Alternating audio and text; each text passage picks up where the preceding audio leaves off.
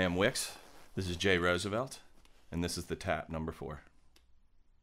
I'm hoping they'll do a commercial there, but they might not. So, okay, there's a bunch of places I want to go. First, let's get this out of the way. This is not necessarily a commercial, but I would. Do you have a favorite Girl Scout cookie? A favorite Girl Scout cookie? Yeah, not Girl Scout. It's not that kind of a podcast. I mean, I'd say, based on the selection here, I think I would go with the extra mint chocolate. The Thin Mints. Yeah, Thin Always. Mint chocolate. They're not in the freezer Sure. Like I prefer them. All right, you take those. Those are yours. I can take them? Yes. Awesome. You have to look in the camera and say, "Thank you, Kate." Thank you, Kate. Yeah, that's my niece. Okay. She knows how to get me. She'll call me when I'm a couple cocktails deep, and when you're the away uncle, everyone else is there. You're like, "Yeah, I'll buy all of them." I switched to dark chocolate and fell in love with it. Like what percentage? I don't know. Eventually, it turns to cacao. I don't even know how to say it, but I think it's cacao. I didn't know there was a percentage. Oh yeah, because it gets to a point where it's super dark and it'll kill a dog. Huh? The darker the chocolate, the more deadly it is to a dog. Are you serious? Yeah. You're not joking? No. I didn't know that. I swear. Wow. No, I didn't know that.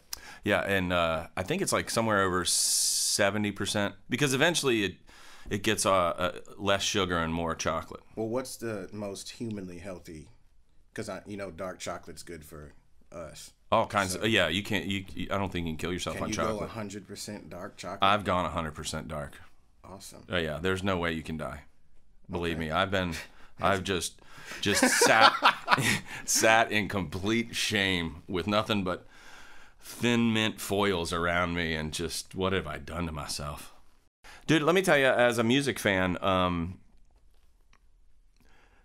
you're an anomaly to me, because I've been hearing your music, and Forrest will attest to this. The first time I heard Wolves, which is that the name of the EP? Yeah, When the Wolves Come Out to Play. Okay. Tap Wolves at Average Joe's Superstore. Tap Wolves for 20% discount on all Average Joe's Superstore merchandise. I'm sorry. You were saying? No, you were saying. Yes. Tap Wolves. The EP, I heard Wolves, and to me, it was like listening to an opera. An opera? I swear. And I'm not saying that like the vocal ability, you have plenty of that. I'm not within the... Well, no, I take that as a compliment. That sound like an opera. That's amazing. There's a lot going on. Like, there's, everyone laughs about Nashville. Oh, it's just 3 chords and the truth. You just strum it, and buddy, let me tell you. But you've got so much going on. Like, it's like you can't listen to it. And for me, it was just like, what? This is like, you did it all yourself. So you kind of like a Beck thing, which also should be. I love Beck, by the way. Yeah. Beck's awesome. Is he unbelievable? Yeah, he's incredible. So you write, produce, perform. What don't you do? Polka. Weird Al would be so upset with you. I know, right? But I love Weird Al, man. He's dope. Actually, you know what? I didn't like his Michael Jackson ones that much, just because I'm obsessed with Michael Jackson. But other than that, I thought Weird Al was incredible. When did you first hear him? You were Weird Al or yeah, Michael Weird Jackson? Al. Weird Al, probably during the one where he did the I'm Fat for the I'm Okay, Bad. yeah, I think that's one. the first I saw too. And I thought it was funny, but you were pissed. I was pissed. I was pissed because it was so funny. But Weird Al's funny as hell. So. Do you ever for those of you who don't know, and go check it out because you'll be blown away. Your delivery is unparalleled. Thank you. I would say. I mean, there's other people. There's a lot of fast spitters. Is that a thing? What do you call it? What do you say? Yeah. People who can throw a lot of lyrics at you fast, and but you do it in a way that I feel like there's times where I'm like, I want to see you with a marching band out in the middle of the field, because I feel like your delivery is like this wicked snare solo going on. Nice. That's a nice. It's just like, and you're like, I heard Jim Beam, Hennessy, margaritas, straight tequila. So I like the guy, but everything in between that, I'm like, what is he singing about? Is he upset? Is he happy? Well, we'll be sure to do lyric videos so everybody can read along with it. Well, the guy that's going to do that, not going to be happy with that news. I want it with the bouncing ball, though. You know what it'll look like? You know what I'm saying? It'll look like a cardiac arrest. Yeah. It's just be all Awesome. over the place. Yeah, Now, how did you develop this style? Was it like your parents were arguing and you're like, I got to get my argument in fast? So, like, how does this come about? I mean, I loved Bone Thugs and Harmony when I was a kid. Yeah. And when I was I was in military school for a while, and so you really don't have anything to do but march and be in formation and tuck in your shirt and salute and say yes sir. So I mean, I don't want to compare it to jail. That's kind of insulting, but it's I mean, it's like you got limited movement. Yeah. You got limited movement, a lot of structure, so there wasn't really a whole lot to do. So I just ended up writing a whole lot of raps and listening to a whole lot of raps. Now, was that when you were out there, like, doing all the just, okay, here we go, we're doing a drill again? I mean, is that where you fade off, but you're still, because I used to cut grass, and I used to find that the most, like, the cutting grass was easy, like on a golf course, but that template, that canvas was always real conducive for me for just writing. It's like I can still cut the grass, but my head's going somewhere else. You know what reminded me of military schools when you were talking about that marching band a second ago with the snares and stuff?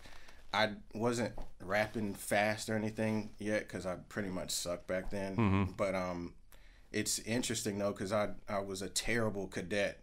So I'd always be having to march as a punishment. And they had this thing called the bull ring, which is like just a square. And so you had to have your rifle and you just march literally around this square for like 4 hours at a time. And so the more demerits you get, I think one demerit is 2 hours. And I think I had like 28 over the max. You have like 100 demerit limit before you have to start doing this. Then what were you getting demerits? Because you seem like a quiet guy. You don't seem like, Well, I guess that's what military school did. Shut you up. But literally, though, since I was spending so much time in the bull ring, I would come up with raps while I was doing it. Because, I mean, what are you going to do? Mm-hmm. What do you have to think about? And I was like 14. I didn't have a life. So I'm literally just walking around with a rifle for 4 hours at a time every day. And you only get to march off 4 hours at a time every day. So if you got like 28 demerits over the limit, that's going to be a couple of weeks or whatever. I don't know the math. It's going to be a while before you can work that off. So I'd come up with raps, and somebody put me on to Bone Thugs and Harmony and Twista, and I fell in love with the whole style. I was so impressed. So I started trying to do it myself, and I guess just from practicing on the bull ring. That makes perfect sense. Actually, it makes perfect sense. Did you ever count steps when you were doing it? Yeah, but that's the interesting thing, because you have to, you're listening to somebody call out left, right, left.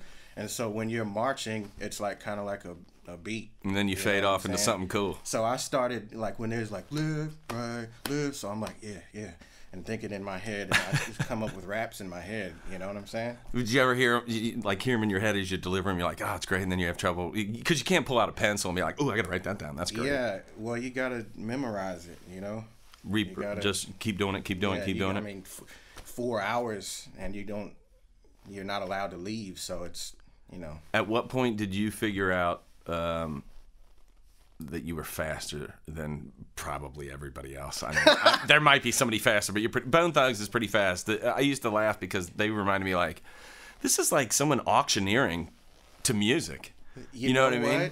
Somebody said that I should, because like country music, it's got like, what is that song? I know it's blasphemous for me not to know the name of the artist. John Michael Montgomery. Is that what it is? It might be. This is the like one I think of. Yes, Grundy County Auction. My wife was saying like, bam, nailed it. You should, incorporate that with your fast raps. You should act like an auctioneer. Yeah, I always thought that about Bone Thugs. So, but I it's a huge compliment that you say I'm faster than everybody, but I wouldn't say that as much as just I idolize those dudes, and I idolize Twista, and those guys are incredible. I could never be as fast as those guys, but they were definitely a huge influence. So the open mics, you're wandering into an open mic. It's music, it's comedy. I'm guessing it could be anything. Yeah.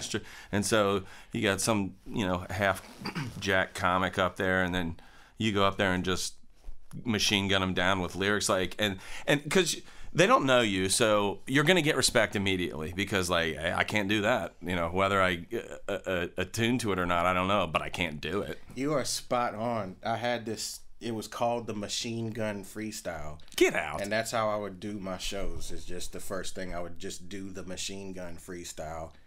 It wasn't a freestyle, but I called it the Machine Gun Freestyle.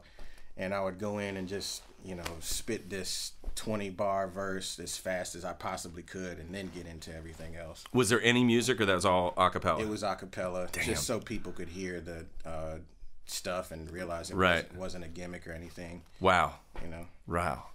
That's pretty cool. Because oftentimes, you know, like when you hear tracks and stuff, people wonder, did you speed that up? Or did he punch in? Can he really do that? And so that was just the point of that, just to prove immediately that, yeah, it's not a gimmick. There's a guy, he's a musician out of California. He hosts shows, Zach Selwyn, and we did stand up a few times together, and he would always bring the house down. The same way that you would use it in the beginning, he would use it at the end.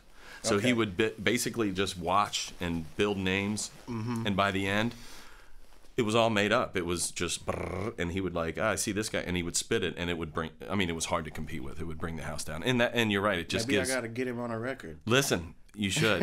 His last album was Moose Knuckle. Moose Knuckle. Okay, I'm down with a little Moose Knuckle. You know. Now, you have the record. It's been a little. It's been a little while. It's been you've taken a little bit of a break. Yeah. I mean, you got a song on Spotify that was up over 500,000. Some people would be like, hell yeah, that's cool enough. But you step back to develop your delivery, who you are. Tell me about that journey. I just wanted to I mean, I always make the analogy of making small ripples versus a tidal wave. And I was just tired of making ripples. You know, I was hitting people with new music every week for years, and it just, no matter how good it is or bad it is, it's just redundant no matter what after a while. And it's just a lot of, you know, with technology these days, everyone can post a rap song even if they're not serious about it. So it's just virtually impossible to cut through all the crap and really get to the people who take it seriously. So I thought I just need to take a step back and rebrand myself, and instead of making these little ripples, I'm just gonna come back with a tidal wave next time. And that, you know, from a marketing standpoint, that makes sense, because instead of, and I think that's concurrent with social media too. It's like, you're right, any Yahoo with a camera can throw anything up there, right? And you're doing that in the ability, you know, in the intent of, hey, somebody pay attention, I got talent over here. But then you get to a point where you're like, all right, I've been around, I got talent. Now, how am I going to package this talent and deliver it? And that's the tidal wave that's coming, I hope. Exactly. And so I did this this project called Southern Fried Style. That's the one with that song that you were talking about that got those Spotify plays. But it was a impactful CD on a local scale, and it like got a lot of attention on a local scale. And I just thought, well, hey, maybe I'm on to something with this, because that was the first time I did a project where I just didn't care what people thought. I was just gonna do country rap, country rock. Yeah, you can't contain. R&B. You can't contain. Just like whatever I feel like I'm gonna do it, and I'm gonna put it on this CD. And thankfully, one of those videos I did caught, you know, the ear of Forrest. And so actually signing with Average Joe's was a big part in the rebranding too. It was my choice. I mean, Average Joe's is awesome because they give me the flexibility and the creative freedom. And that was refreshing too, because it's just like, you talk to labels, you talk to people who want to represent you, or managers or radio DJs or anybody who can offer advice to you. And they're all telling you, you must package it up in one direction. You must be this if you want to be accepted. And I was so turned off, but you know, Average Joe's with this opportunity to be free and to create freely was just a huge incentive in my choice to kind of rebrand myself. Now, did you know where you wanted to go, or you just knew you were going to rebrand? I knew where I wanted to go, because Southern Fried Style, I hadn't even really like looked deep on the internet or heard much. I mean, country rap, if there is such a thing, Yes, right. isn't really on the radio. So if you don't know about it or know somebody or have heard about it, or is, you know, it can be hard to find if you're just a casual music fan, with exception of huge artists like Colt Ford and et cetera, et cetera. But I hadn't really gone into it and found out much about it. So I thought I was onto something new. I thought I was onto something new. And I was like, yeah, nobody's rapping on country beats. You know, this is awesome. I'm onto something brand new. And I heard Jason Aldean. This is how dumb I was about this. I heard Jason Aldean's remix of the Dirt Road Anthem, and I didn't know Colt did the song first. And so when I heard Jason Aldean's record, I was like, crap, it's been done. It's on the radio. Somebody's rapping on country. I'm too late. And then behold, I went back and I saw I was way too late.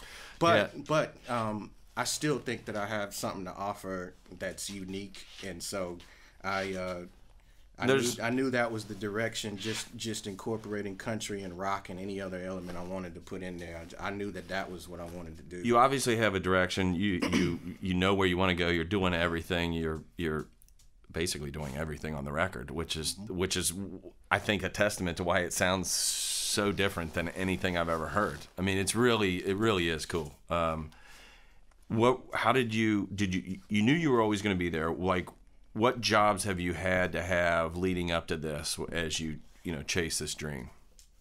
What was the last thing? Like, you're working. Where have you been working to support yourself chasing Where this dream? have I been working? Yeah. I actually work at a cemetery, believe it or not. Right now? Right now. Get out. Right now I work at a cemetery.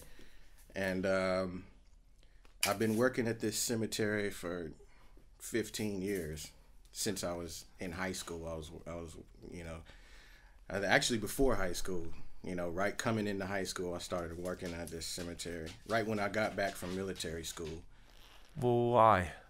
Why? Yeah, how? Why? Well, my family owns the business. Oh, okay. So I just started. That makes sense. My father was just like, anything you get in this world, you don't have to earn it. So we ain't giving you no allowance. You're not getting no car. You're not getting anything. You got to work at the cemetery. And kind of like, here's your shovel. Yeah, basically. And I started off. You did not dig graves. Yeah, I started off. He had me. He started me off on the grounds, so I had to learn how to keep. He started you underground. He did not start you on the ground. I had to hedge the bushes and trim the greenery, mow the grounds. Yeah. Shovel up graves. I mean, they have a big backhoe, but there's still like a great deal of shoveling. So I was helping the shoveling, and yeah, I know how to line a 6x10. How'd your dad get into it? Is it a family? Generational? Generational. Wow. It's one of those southern things, Were you tripped out? Is anybody like, no? Yeah. Well, you don't trip out because that's what you grow up into. You don't really have a outside perspective to compare it to. So that's all I knew. Did you have to dig your people that you knew's graves? No. Oh, good. No, fortunately not. Okay. No. I mean, actually, my grandparents are buried there, but I didn't meet them because I was very young, a baby. So, no. Man, that's got to be crazy. Do you have any weird ghost stories or anything like? What the hell? I definitely have been creeped the hell out. I'll bet. I have to watch my language. I don't think so. I've been creeped out, definitely. But there's several times I had to drive there at nighttime to make sure the gate was closed, and I kind of got bugged out a couple of times. That sounds like someone just punking you right there. It's like, hey, I need you to go up there on this foggy night on the 13th of Friday with the full moon and put the knives away. Exactly. What? When the wolves come out. Right. What was the weekends for you in high school? Raging keg parties, man. Yeah, I grew up in Forrest has been out there, and they got some good footage of it, but it's kind of like this block of 5 acres of woods just stuck in the middle of the city. That's where I grew up. So we threw some rages there. I don't think my mom and dad ever quite knew, so sorry about that. But I did definitely throw a couple there. But yeah, it was always something. It was always some keg party or something, man. You know, Durham is, yeah, party city. Mm-hmm. I mean, you got Duke, you got Carolina 5 miles away, you got NC State 10 minutes away, you got NC Central. It's like 5 colleges within a 20-mile radius. Yeah, but let's be honest. I don't know if Duke fans are hanging with UNC fans. No comment. Swishers? Swizzes? Yeah, swishes. Swishes? I got a funny Swisses story. You like swishes? You roll a little swishes? I haven't since high school, and I shouldn't admit this, and if my nieces are watching this. Okay, so this is the first thing I thought of. We used to, when I was in high school, we would get near beer, of course, think we were cool. And we would get Swissers, not for the reason that people get Swishers today. Mm-hmm. We were just doing it because we thought we were cool, and they tasted like cherry, the Swisher Sweets. So you actually smoked them like... Well, I didn't smoke them. I thought I was in high school. I thought I was being cool. That is hilarious. So you take them and is it a dip and out? It's a dip. Do you know how much I salivated just hearing about it in the song? I really want to try it. It's really not healthy for you. Then I should absolutely try it. I feel guilty about celebrating it, but it's just more like an admission of my celebratory indulgences. And thank you for your kind indulgence. I mean, there's a lot of ways to. Can I talk about this? Sure, you can. Talk about why not? Smoking some weed. Oh, come on! It's legal in 14 states. Okay, you're right. It is 2017. Yeah. So, yeah. Well, I smoke weed all the time, and there's just tons of ways. I'm a connoisseur. It's like coffee. It's like coffee. Very much like coffee. I was telling you, I went to Amsterdam, and so I tote myself as a marijuana connoisseur. How did you get out there? Was that with the military? No, I just went. You just went? I just went solo, dolo. I just picked up one day, and I was like, I'm gonna skip the country, and Amsterdam is that place. Yeah. So I just basically one of them spin the globe and one of those type of things, and I just thought maybe it would be cool just to hit a flight alone. Oh man, I want to go so bad. Solo dolo. How was it? Was it quick and easy? 1, 2 flights, 3 flights, 6 flights? I went to Japan. It was 24 hours of traveling. I flew into JFK, and then into Heathrow, London, and then from Heathrow to Schiphol, and then took a train to Amsterdam. So. And when did it start getting awesome? The train? It started getting awesome when I stepped off the train. Well, first let me back up. So check it out. I took the first flight from RDU to JFK, and then I went from JFK to Heathrow, London. And at this point, I'm getting nervous because I need to make all my connecting flights, and I've arranged it so that I don't have a lot of time, but it's the best I could do to get there the cheapest way. So I'm in Heathrow, London, and this guy's like, "Excuse me, young chap," and he signals me up and asks me what I'm doing, and I'm thinking I'm getting frisked again, like the usual norm in the airport for me. But I got up to this guy, and he's like, "Where are you headed?" And I told him I got a connecting flight on such and such, and he just lets me skip this line because it's like probably 100+ people ahead of me, and it's taking like easily a minute and a half for each one person to get through. And so he let me skip and get there, and I'm running through the airport like with my stuff, beating sweat, dripping all over, looking like a complete idiot. And I get up to the where you check in for the flight or whatever, and they barely just let me on to the Royal Dutch. I had just got off the Air India and got onto the Royal Dutch. And so I took the Royal Dutch into Heathrow and got there by the hair on my chin. And dude, when I stepped off that train from the Schiphol airport that went into Amsterdam, when you step off the train, you just get this huge whiff of like the finest brewed fresh coffee mixed with like the finest strand of marijuana smoke all in one thing. And I was just like, you should do audiobooks, because right now I'm literally salivating and I'm just on the edge of my seat. And yeah, I was so nervous about it because, I went alone, man. And I was in college at the time before I failed out the first time. And so during my first college stint, I just skipped. That's shit like this is the reason why I failed out, because I just decided to leave, take a week off. It wasn't spring break. I was just like, I'm tired of class. I'm going to Amsterdam. And so, you know, during this time, I'm like getting this thing where like you first get there and you get this whole thing like, what did I just do? I'm in a foreign country. I don't know anyone here. That is not my I'm a complete first outsider reaction. and I don't have much money. What's going to happen? What if I get stuck? What if I break the law and get featured on Locked Up Abroad? You know?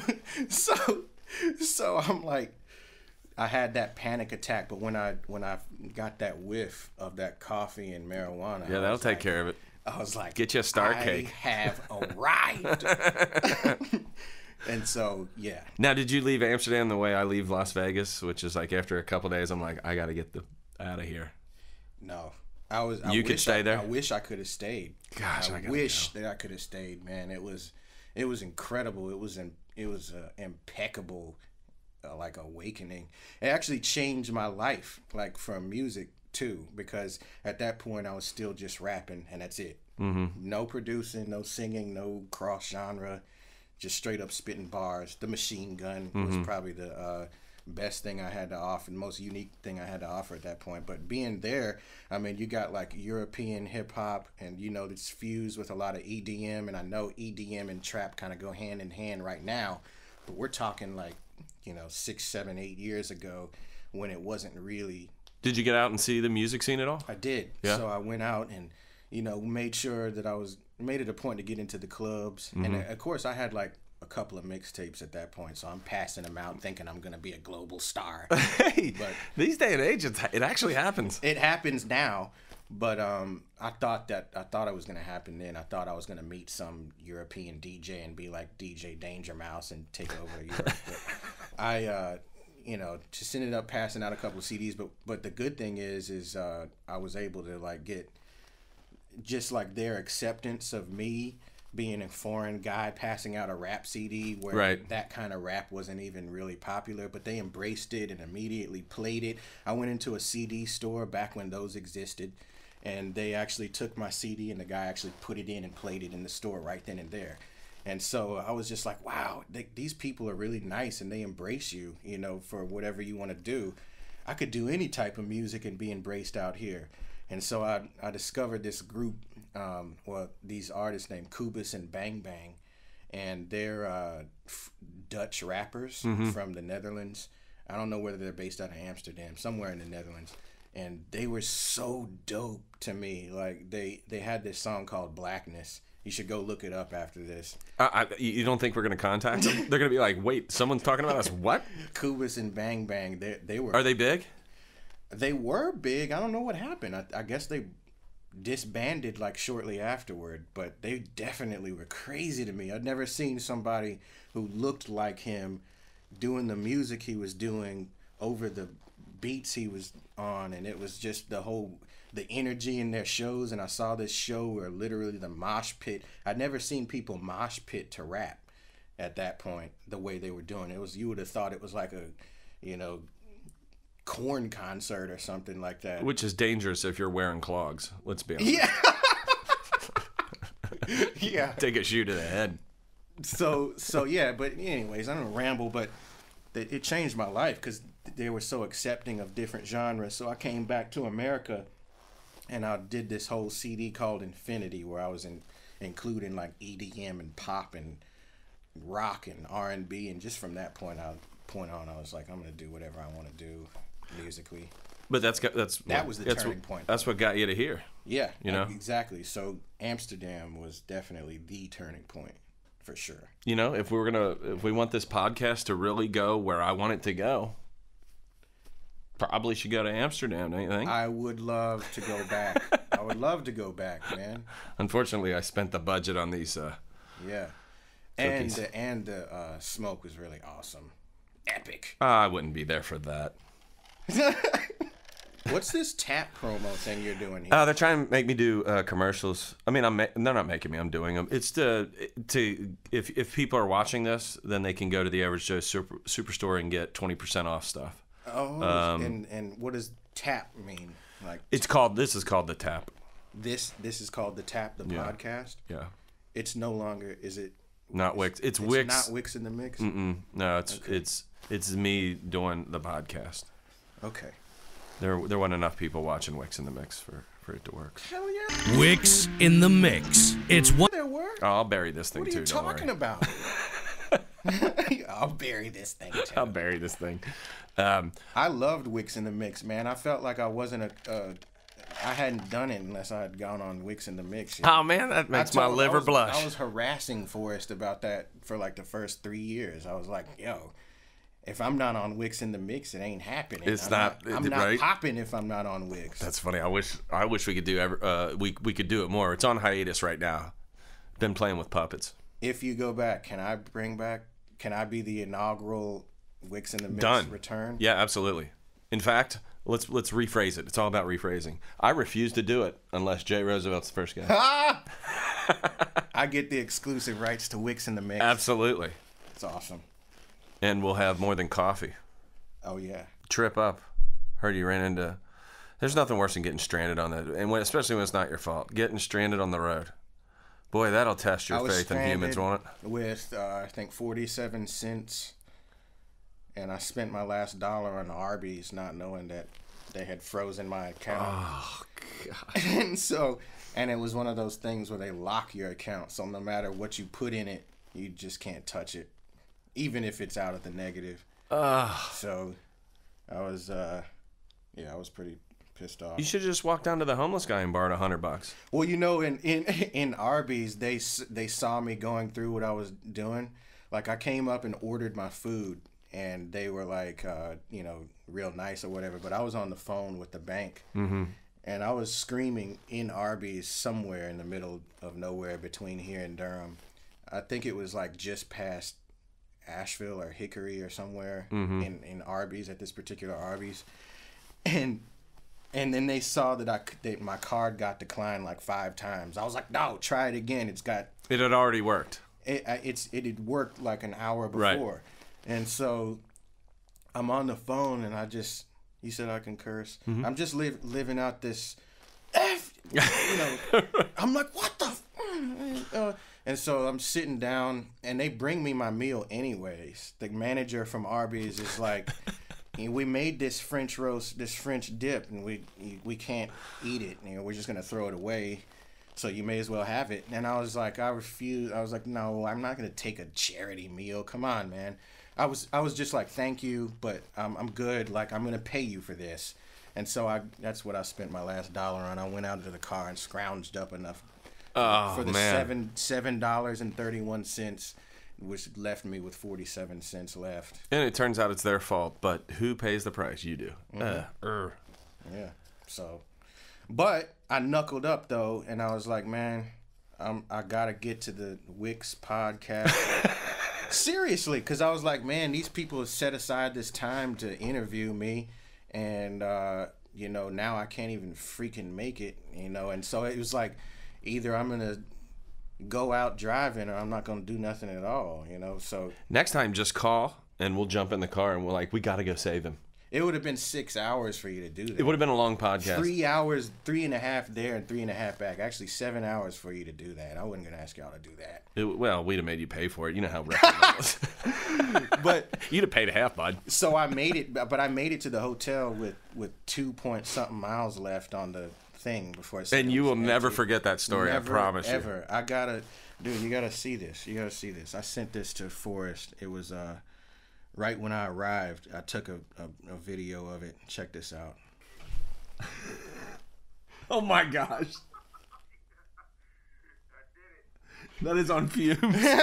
Yeah, that's great. So well, I made it. I made it, and the thing is sitting like below E. Yeah, I really wanted to. Does it have a light that comes on, or bing, bing, bing? And you're Well, like, I know, guy. It switches from it stops giving you the miles left and just says low.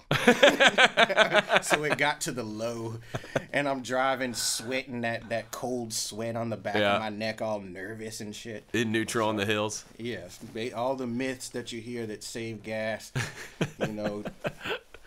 Roll the windows up, turn the air off. Yeah, but I really wanted to be here, and I really wanted to get a chance to kick it with you. So, what's next? What's on the horizon for you? What are you excited? I mean, obviously, this has been a bit. You know, for people that don't know, this is a big setup, big build up. But you know, you can't. It's funny because I was telling somebody a story about this earlier. It's all timing in the music business. I remember when Trick Pony was catching fire, early 2000s, and Warner Brothers put out Trick Pony, like jumped Blake Shelton. Like they're like, oh, you're gonna have to wait, which they might have just been waiting for him to cut his mullet. I don't know, but they basically went with Trick Pony, and I was laughing about it with some of those guys talking about how Blake was like, oh, I see. But look, in retrospect now, you know, it was like maybe it was beneficial. Like that, I think that's something that's very smart and cognizant of you as an artist to know where. Obviously, you know where you're going anyway because you do everything on it, which is just, you know, it's like ultimately that says I know what I want. It's going to take longer for me to explain it to you than to just do it myself. Right.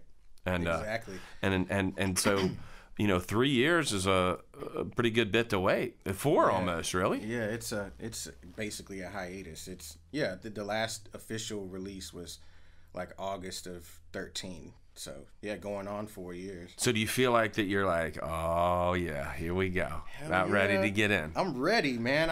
I can't wait to share the music. It's a blessing, man, too, just to have the opportunity, because I've been solo and independent all this time. So just to have like a groovy staff that's enthusiastic about the material, that's just way more of a blessing than I ever would have imagined. But I got a wife now too, and so how's that going? She's it's amazing. She's in your video. She's in my video. She was in my first video and my most recent one. Oh, I didn't know the what was the first one? Pour It Up. I haven't seen that. Yeah, it's we shot it in front of the Bojangles in Durham. What did they say? Did you get permission? No. Wait, is that you guys in the parking lot? Yeah. Okay, I did see Bojangles parking lot. Okay, I did see that. And I'm obsessed with Bojangles sweet tea and fried chicken. I just love it. And so, Bojangles is a Carolina chain anyway. So everywhere you go, there's a Bojangles at like 10 per square mile. Right. It seems like. So me and my boys, we were like, we're going to call ourselves the Bojangles Cup Boys. Because every single time we go to a party, we'd be known, we would have just left Bojangles. So you're filling it up? We always had a Bojangles cup. So we're always filling it up with alcohol. So we was the guys with the Bojangles cups. And then I was like, we're going to get sued. Let's just change it to Carolina Cup Boys. So we just did that. And so, but yeah, we shot that first video, Pour It Up. That's where the whole thing came from. Okay. Pour It Up was just in the Bojangles parking lot. And Chelsea's in that video. And she's the girl sitting next to Mr. Pour It Up. How long have you guys known each other? How'd you meet? Man, I've known her for 11, 12 years. Oh, man, okay. So, yeah, she's... I got to tell this story. I got to bore you just a second. No, it won't bore me. I love love stories. It's crazy. So, like, I had met this girl, right? Chelsea. And so I just met this girl randomly. I was doing a whole lot of shows. I don't know if Forrest mentioned it to you, but I've done probably like 800 plus shows, counting the open mics that you're talking about, over the past 15 years. So just through doing all these shows, like, she was there, and I just met her in passing, and I was like, God, that girl is hot. Like, I got to get to know her. And so I approached her, and before I... really got a chance to, something happened or another, or something got in the way, and I never got a chance to really introduce myself. And so fast forward a week later, I'm stumbling drunk on Franklin Street, bar hopping with my fellas, and I see this Ford Explorer pull up to a stoplight, and it's blasting, and it's full of hot chicks. And it's blasting a song that I did. Get out. And I only have 2 or 3 songs at this point. Yeah. And I'm nobody. And I'm still nobody. But so back then, I'm absolutely You were somebody nobody. To somebody. And she's blasting this record. And I look in the car. And because I'm like, guys, that's my song. I sound like the biggest dork. Like, that's my song. That's me rapping. And so and they're like, no, it's not. What are you talking? No, it's not, Justin. Like, you know, and they're thinking I'm making it up. And I'm like, yo, I promise you, that's my voice. Listen. And they're like, holy shit, it is you. And so I sprint up to the car, and I see in the driver's seat is that girl again. It's the same girl from the bar. Mm-hmm. It's Chelsea. I didn't know it was Chelsea, but it's that girl at the bar. Oh, she played you like a fiddle. I'm like, I'm that guy. I'm like, I know. I was like, I'm the guy in the song. I'm the guy in the song. And before I could get the words, it happened all so fast. Before I could get the words out, she cruised off and leaves me coughing up smoke. And so like, you know, I don't know. Last thing I was thinking about was, you know, I was just trying to introduce myself because I thought it could be a good in for me. Mm-hmm. And so I fast forward, I think like 2 or 3 years pass by, and we meet again in passing, and I'm like, really? I'm like, I don't know if you know this, Ron Burgundy style. Like, kind of a big deal here. I did do that song that you were playing in that Ford Explorer a couple of years ago. That was me. And I don't know if she really took it seriously. She probably thought I was a joke, but I think she was so amused by the kind of like the stupidity of that pickup line attempt. Awesome. Of the pickup attempt. It was like she was Miss Corningstone and I was Ron Burgundy. I don't usually do this, but I feel compelled to tell you something. And she was just like, I think she appreciated the humor more. She didn't take me seriously, and I think that's why she kind of like was interested. What was the first date? The first date, God, what was the first date? The first date, we went to this bar called Bailey's. And, yeah, I think I tried to wow her by buying as many shots. Ordering the entire menu. I'll take... And my card got declined, ironically. And I got embarrassed. But, yeah. I mean, she loves you then. She just liked the fact that I wasn't, like, really a big deal. Mm-hmm. I was just pretending to be, and I thought she probably just thought it was cute or something. How do you think she'll do when you're a big deal? Well, in her eyes, as she says, I'm already a big deal to her. Oh, that's all you need to hear, bud. That matters. Yeah. So, you know, she's the big deal to me. So.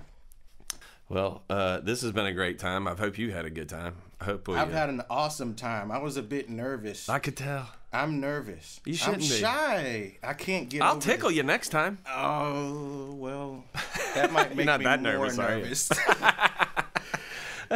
Guys, thanks for joining us here on the Tap. This has been a blast. J Rosevelt, Wolves, coming out. Let me tell you, you have not heard anything like this. I'll just leave it at that. And if you have, send me who you think it, and then I'll tell you you're wrong. Wix, you're awesome, man. See you, bud. I really appreciate it. Absolutely. You want a cricket? You ever had a cricket? No. My leg fell asleep, and I don't know if I can stand up right now. Crickets will fix it. Really? Yeah. Well, wait a minute. Did you cough on that hand earlier? Maybe. Let's try this one. Here, let's just go straight out of the package. Okay, we'll do that. Here, give me my cough crickets. I'm such a germaphobe. No. Listen, I almost wore a mask in here because I was like, yesterday morning I woke up and I was like an octave lower, just completely congested. I'm like, I cannot sit next to someone. We're gonna have to need like some sort of salad guard or something. Like it would almost salad guard. It would almost be like a conjugal visit where I'm like, hey, how's the interview going? Let's call through a phone. Yo, these are pretty good. I know they're like Cheetos. Apparently, that's going to be the food source in 2050. Wait a minute. Are these actually... Did I just really eat crickets? Oh, yeah. Holy shit. I know, right? You went into it real...